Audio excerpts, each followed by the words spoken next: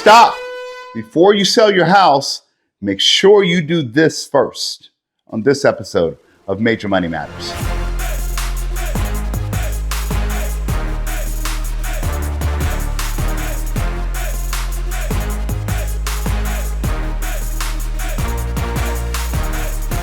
All right, so we're getting into this season where people are starting to sell their houses. Okay, we got a lot of buyers, a lot of sellers. Action is really starting to pick up at the beginning of 2024.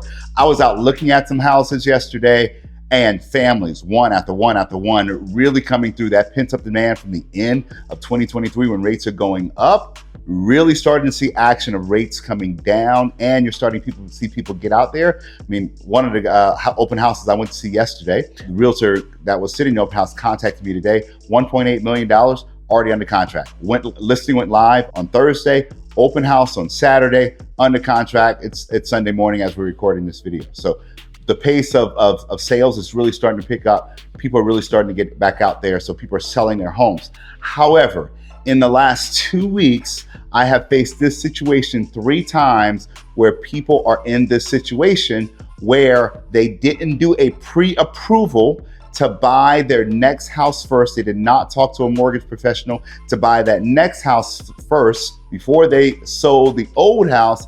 Now they're in escrow on the sale of their previous house, and they're finding themselves in situations. So listen, before you go and you sell your previous house, no matter who you are, no matter what you're doing, okay, even if you're a realtor and you're helping somebody sell that previous house, you are doing them a disservice if they do not do a pre-approval to buy the new house first. And you may say, well, that's not my responsibility. Well, you wouldn't put them in your car to go take them to see houses without doing a pre-approval first. It is the same exact way. Do not list someone's house if they're not pre-approved and they haven't talked to a mortgage professional about buying that new house first. And I'll tell you a couple of situations that we're seeing. Number one, interest rates. Okay, interest rates, if somebody has a house that they've had for 2, 3, 4 plus years, in 2020, 2021, they refinance that house down to low 2s, low 3s at worst on the interest rate. So they may think that, hey, we bought this house at $400,000.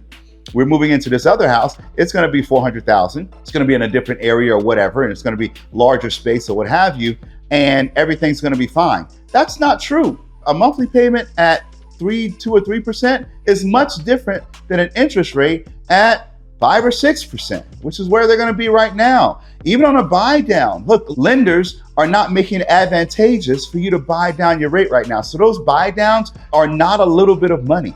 They're more expensive because they know they're probably going to lose that loan in a year when rates drop and you refinance anyway. So the amount that it costs to buy down the rate is actually pretty expensive to buy down your interest rate, because even if you buy it down, they know they have to charge you more so they can get their money now because you're going to refinance that loan later. So if people are like, oh, you could just use that money that you're using for proceeds to buy down your rate, it's not really working out that well. Okay, so just keep that in mind. So here's another reason people are struggling, because they're moving from state to state, and they may be moving from a state that is not a community property state into a state that is a community property state. And guess what? If you're moving someplace to Texas, California, okay, you have to count the spouse's debts likely in that loan. If you're doing a government loan, conventional, not so much, but if you're doing a government loan, FHA, VA, USDA, you have to consider the spouse's debts. Well, what if you're moving and your spouse is not going to have a job when you get there? Therefore, one income is going to have to carry all of the debts.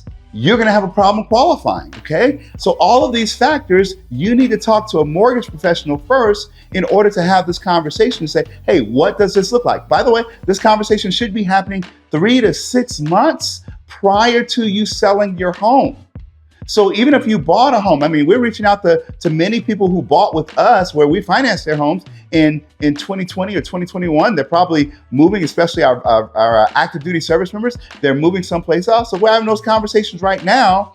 Like, hey, okay, you're moving in July, August, September. Let's start having the conversation now about where you're going and what that looks like. So if you're moving from community property state or non-community property state to a community property state, you could have a set of challenges that you need to structure with a mortgage professional. Here's another one. Student loan debt, okay? If you got your house or bought your house in 2020, 2021, we had a moratorium on student loan debt. So you didn't have to pay that debt. There was a long moratorium on that. Guess what? That's expired. That expired in September, October of 2023.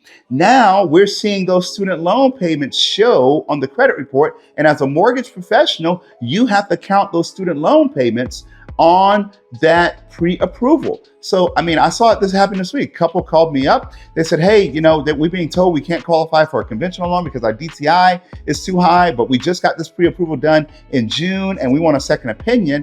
And I'm like, yeah, your problem is in September, your spouse, they were calculating student loan differently because there wasn't a student loan payment showing on that credit report. Now there's a student loan payment showing, and we have to count that, and your DTI is too high. And I regret to inform you that you do not qualify for, in their case, it was a new build. So that's a challenge. If you have a situation where you bought a house in 2021, and you think everything is fine, and you're just going to be able to be pre-approved again because you bought this time, and even if your income, let's say your income went up $12,000, I got a raise, everything's fine. No, all of your student loan debt's kicked in.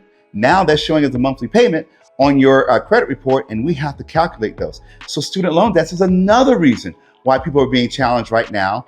And it's going to be challenging to qualify people if you just assume everything's going to be fine. The other reason you need to talk to a loan professional is loan proceeds, okay? How do you structure that? What do? Do you pay off debt? Do you pay it down as a down payment?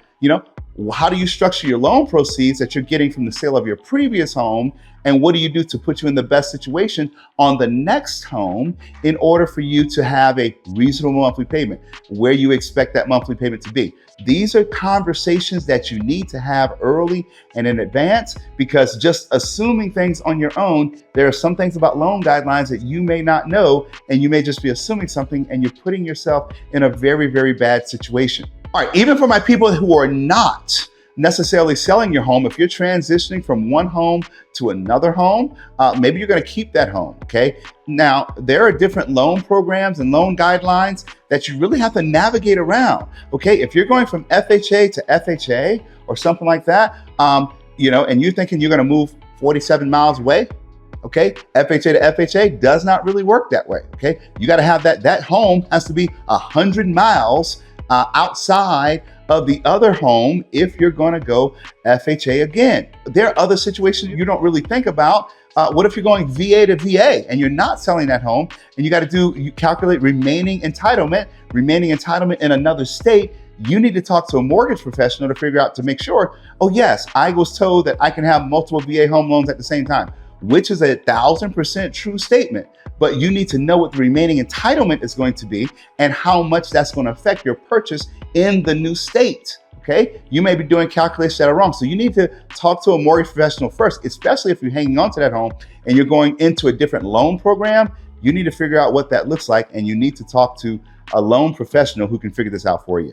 All right, guys. Hey, look, okay, first of all, let's take a look at the reality that mortgage professionals make money when people close on homes, okay? So it does mean no joy to pull credit, which costs money, okay? To go through the process of doing a pre-approval, look at the numbers, look at the credit report, try to figure this all out. It gives me no joy to do that work and then say, I'm sorry, you don't qualify. So mortgage professionals are not telling you don't qualify just because they don't like you or whatever, okay? They only get paid when you close on a home. But I have seen so many situations where people are making assumptions about things and selling their homes. And it's really heartbreaking to tell them, I'm sorry, you got to go rent. I'm sorry, your new purchase is not going to work out. But if I would have talked to that person 3 to 6 months before they sold their house, or when they knew they were coming up to a point where they were going to sell their house, if they would have done that early on, we could have planned, we could have strategized for all of those things, okay? Even in the student loan situation, they come due, maybe we do an income-based repayment program, but that has to be put in place early on. If you're a realtor, okay? If you're a realtor and you're selling homes and you're putting homes on the market and this person's just gonna move out of state, okay, first of all, if they're moving out of state, you should be facilitating that move, connecting with another realtor, making sure they have a loan program set up where they can move to another state. It amazes me sometimes the realtors that just sell people's houses and don't know what happened to the person who they sell the house. There was no handover. Okay, that just amazes me sometimes. But if you are a realtor and you're selling a house, okay, if you're actually selling a house for a seller, you need to tell them, hey, I'm not listing your house until you talk to a mortgage professional and have a conversation with them to make sure you can buy the next house, and you're set up appropriately to do that, okay?